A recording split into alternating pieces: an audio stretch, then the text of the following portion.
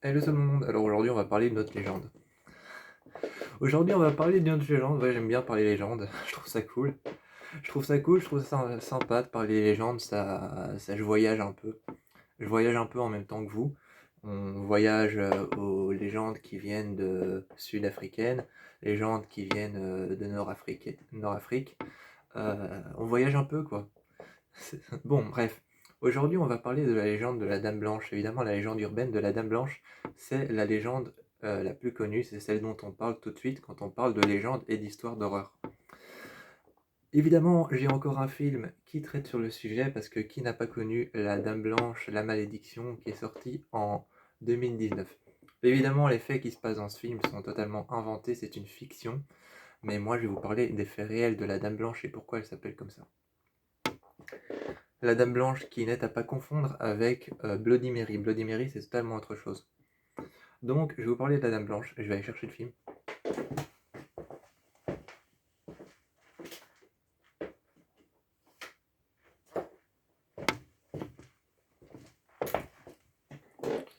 Le film La Malédiction de la Dame Blanche, ici, sorti en 2019. Sorti en 2019, ce film traite donc de la malédiction de la Dame Blanche et montre un peu comment ça s'est passé. À ne pas confondre avec Bloody Mary, la Dame Blanche est une dame blanche. Non, je rigole. Je rigole. La Dame Blanche, c'était une femme, en fait, une mère qui avait justement deux enfants, mais il y a deux versions. Je vous raconterai la deuxième version après. Et cette mère qui avait deux enfants, en fait, s'est remariée avec un autre homme. Quand elle s'est remariée avec un autre homme, donc ça n'a pas plu. Ça n'a pas plu à la jeune dame, donc à la Dame Blanche. Ça ne lui a pas plu et ça n'a pas plu non plus à l'homme en question avec qui elle s'est mariée. Donc la Dame Blanche, qui autrefois avait un nom mais ça personne ne le connaît, la Dame Blanche se retrouve donc seule, ayant jeté son dévolu sur l'homme qui était apparemment le plus beau du village, soi-disant l'un des plus grands gentlemen du village. Donc la jeune femme vit une vie de rêve jusqu'au moment où elle se rend compte qu'elle a jeté son dévolu sur l'homme le plus beau du village, le plus élégant, le plus gentleman. Mais elle se rend compte un soir, en rentrant, que ses enfants sont dans les bras de l'homme et que l'homme a jeté, lui, son dévolu sur une autre femme qui serait apparemment la plus belle du village.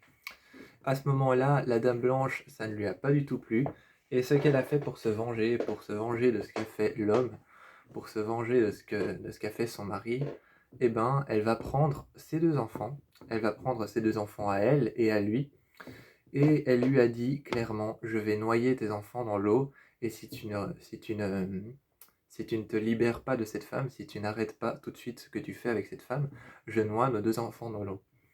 Donc elle a pris les enfants par la main, et l'homme a continué à être avec cette femme, et elle lui avait prévenu: si tu arrêtes avec cette femme, si tu arrêtes tout, je noierai pas nos deux enfants.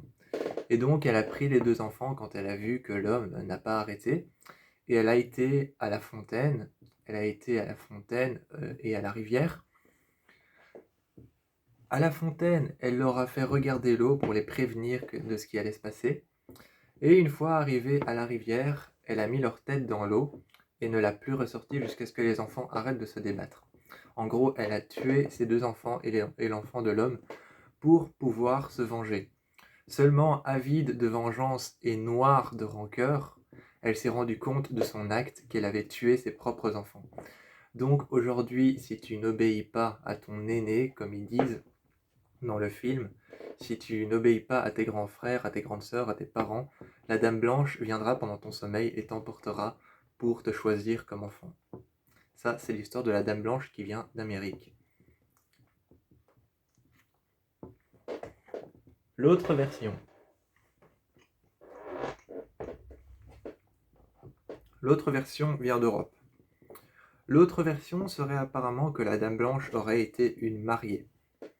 Mais là, on se tourne un peu plus vers Bloody Mary.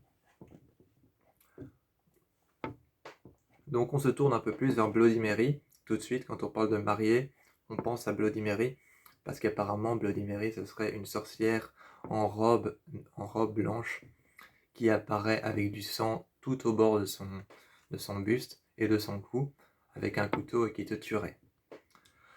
Donc la deuxième légende, la deuxième version européenne, c'est que Bloody Mary aurait été mariée à un homme, l'homme du village, le plus beau, le plus grand, le plus gracieux, et cet homme, ce gentleman sur lequel elle aurait jeté son dévolu, elle aurait voulu se marier avec lui. Seulement quelques années, le jour de son mariage, elle se retrouve en face de l'homme pour se marier avec lui, et l'homme avait déjà jeté son dévolu sur une autre femme. Donc l'homme ayant jeté son dévolu, donc son amour pour cette autre femme, et ayant porté beaucoup d'amour pour cette autre femme, trompant sa femme le jour de son mariage, la Dame Blanche décide de se tuer à son mariage et de s'ouvrir la gorge. Donc elle décide de s'ouvrir la gorge, de se tuer, de s'égorger devant tout le monde. Et apparemment, maintenant, on la décrit comme une femme habillée en blanc qui hurle parce qu'elle ne sait plus faire que ça. Elle ne sait faire plus que ça, elle hurle, et donc elle s'est tuée le jour de son mariage. Elle s'est tuée le jour de son mariage parce qu'un homme aurait jeté son dévolu sur une autre femme le jour de leur mariage, le jour de leur union. Et donc, elle hante les hommes et les femmes pour pouvoir récupérer leurs enfants. Ça, c'est la version européenne. On ne peut rien faire pour arrêter Bloody Mary, on ne peut rien faire pour arrêter la Dame Blanche. Bisous!